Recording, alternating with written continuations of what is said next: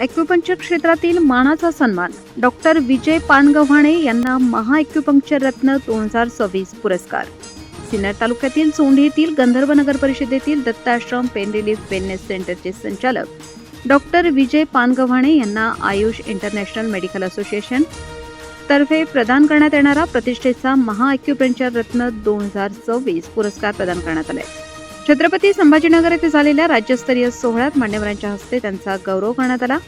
19 जुलै रोजी छत्रपती संभाजीनगर येथील यशवंतराव चव्हाण नाट्यगृहात झालेल्या पुरस्कार वितरण सोहळ्यात राज्यभरातील ॲक्युपंक्चर तज्ज्ञ, डॉक्टर, वैद्यकीय क्षेत्रातील मान्यवर आणि विविध क्षेत्रातील प्रतिष्ठित व्यक्ती उपस्थित होत्या.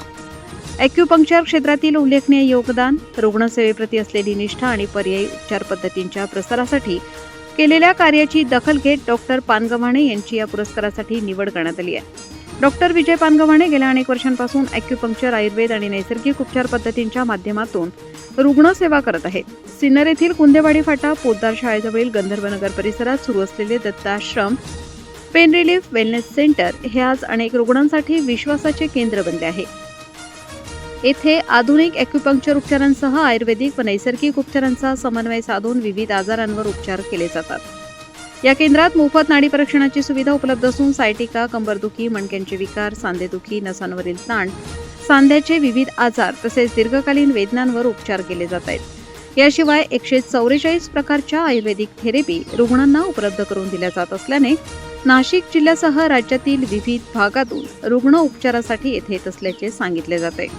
पुरस्कार स्वीकारल्यानंतर डॉक्टर विजय पानगव्हाणे यांनी या यशाचे संपूर्ण श्रेय doctor Shrikant Shelke, doctor Yogesh Sonawane, doctor Shantaram Shinde तसेच दत्ताश्रम पेन रिलीफ वेलनेस सेंटरमधील सर्व डॉक्टर, सहकारी आणि कर्मचाऱ्यांच्या अथक परिश्रम, सहकार्य व समर्पित सेवेला दिले. रुग्णसेवा हेच आपले ध्येय असून भविष्यातही अधिकाधिक रुग्णांना गुणवत्तापूर्ण उपचार देण्यासाठी कटिबद्ध असल्याची भावना त्यांनी व्यक्त केली. या पुरस्कारामुळे सिन्नर तालुक्यासह नाशिक जिल्ह्याच्या वैद्यकीय क्षेत्राचा गौरव वाढला असून डॉक्टर विजय पानगव्हाणे यांच्यावर विविध स्तरातून अभिनंदनाचा वर्षाव होत आहे. महाॲक्युपंक्चर रत्न पुरस्कार आम्हाला तो मिळालेला आहे. तिथं गेल्यानंतर आमचा इतका भव्य दिवस सत्कार केला. तर ते म्हणे आपल्या महाराष्ट्रात नव्हे तर आपल्या पूर्ण भारतामध्ये तुमची नंबर 1 पिढी म्हणे.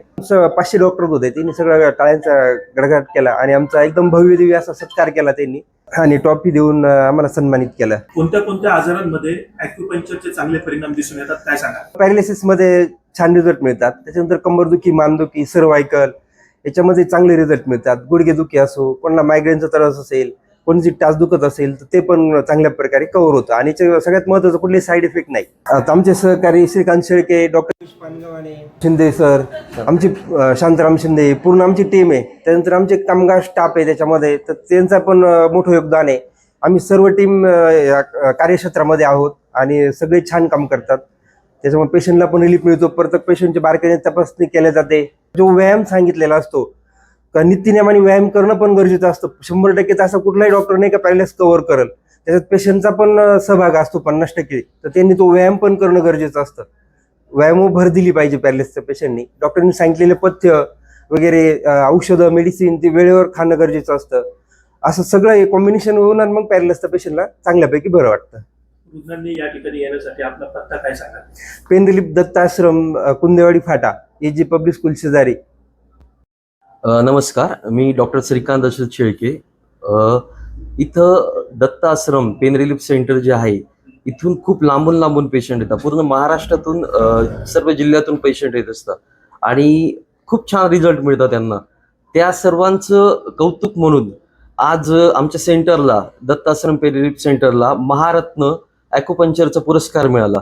त्यामुळे आमचे जे सहकारी श्री पानगव्हाणे सर यांना पण खूप शुभेच्छा आणि पूर्ण आमच्या टीमला सर्वांना खूप शुभेच्छा. सरांना पॅरालिसिस झालं होतं, माझी तर 4थी वेळ आहे. त्यांना विचारा किती बरं वाटतं ते सांगतो तुम्हाला. काय सांगाल, काय त्रास होता आणि आता कसं वाटतं? मला पॅरालिसिस झाला होता. माझ्याकडे सरांकडे 4थी वेळ आहे. माझा उजव्या पायावर पॅरालिसिस डाव्या पायाला झाल्यामुळे उजव्या पायाला जास्त त्रास होता. तर तो उजवा पाय एकदम क्लिअर झालेला आहे माझा.